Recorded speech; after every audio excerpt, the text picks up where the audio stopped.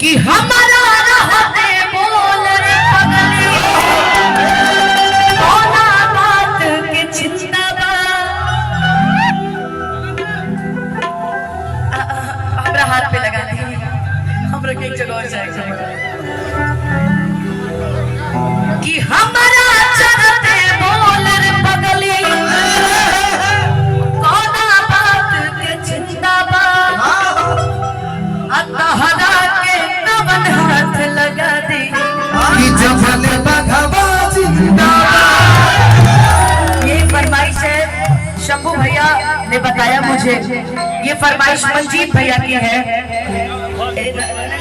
मंजीत भैया आधा तेरा आधा मेरा। अच्छा अच्छा अच्छा। शंभू भैया ने मुझे बताया था कि ये मंजीत भैया की फरमाइश है और बहुत ही सुंदर फरमाइश। आइए इस गाने को पूरा करते हैं कि हमारा रहते बोल रे पगला कोना बात के चिंता बा अतहरा के कवन हाथ लगानी जबल बघवा जिंदा बा।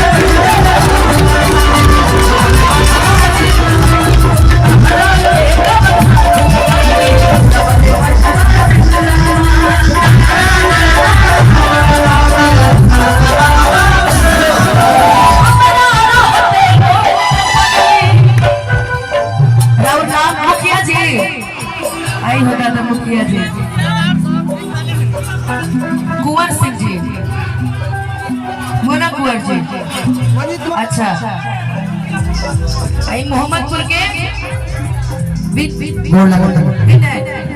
विनय मुखिया जी देखिए बहुत सारा आशीर्वाद पुरस्कार इहे कहता नहीं विधायक जी के हमरा कि तहरा के कवन हाथ लगा दे जबल बघवा